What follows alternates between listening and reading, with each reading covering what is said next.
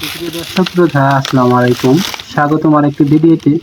তো মূলত ভুট্টা চাষী ভাইদের জন্য একটি ভিডিও নিয়ে হাজির হলাম। তো অনেকেই জিজ্ঞাসা করেন যে আমরা কোন সময় ভুট্টা ওঠাবো বা উপযুক্ত সময় কোনটি ভুট্টা ওঠানোর।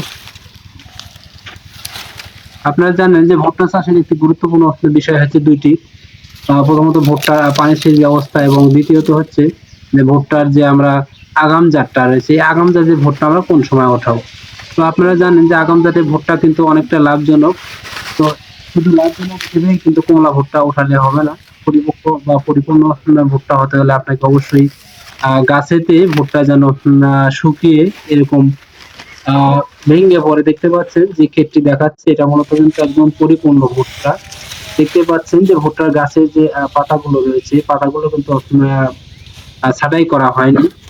এবং ভুট্টার যে শাখা প্রশাখা যেগুলো দেখতে পাচ্ছেন যে মুছিয়ে পড়েছে, যে কভার গুলো শুকিয়ে গেছে একদম। এই যে, তো বিশেষ করে ভুট্টার উপযুক্ত সময় হচ্ছে একদম গাছ যখন মারা যায় বা পাতা যখন শুকিয়ে যায়, এই মুহূর্তগুলোতে অবশ্যই ভুট্টা তোলা অনেকটা লাভজনক।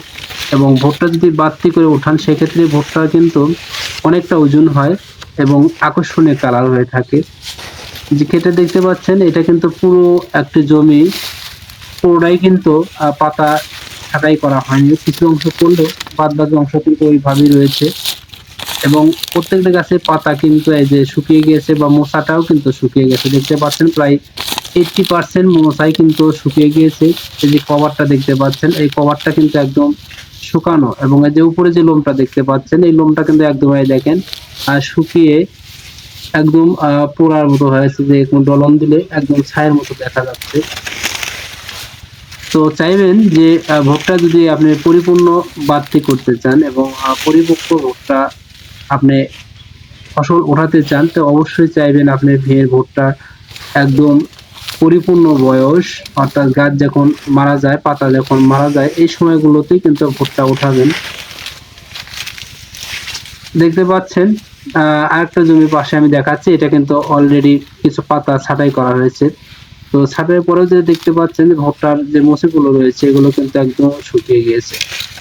তো আপনারা অবশ্যই যে বিষয়টি লক্ষণীয়, যে সর্বশেষ যে সেচটা রয়েছে, এই সর্বশেষটা অনেকেই বলতে 3টি বা 4টি সেচ দিয়ে থাকে। তো সেটা মাটি ভেদে কিন্তু সেচ দিতে হয়।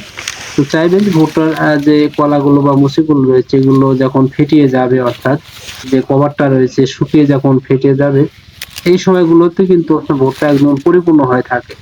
আর এই সময়কার ভুট্টা যদি উঠাতে পারেন, তাহলে কিন্তু ভুট্টার ওজন অনেকটা ভালো হবে, আকর্ষণীয় কালার রয়েছে। এবং ভুট্টার কালারের উপরে কিন্তু অনেকটা দাম নির্ভরশীল করে। ভুট্টার যত কালার হবে বা ভুট্টার দানা যত পরিপুষ্ট হবে, সেই দানা কিন্তু আকর্ষণীয়, কোম্পানির লোকজনের কিন্তু খুব চাহিদা। তো দর্শক, ধন্যবাদ জানাচ্ছি ভিডিওটি দেখার জন্য। আসসালামু আলাইকুম।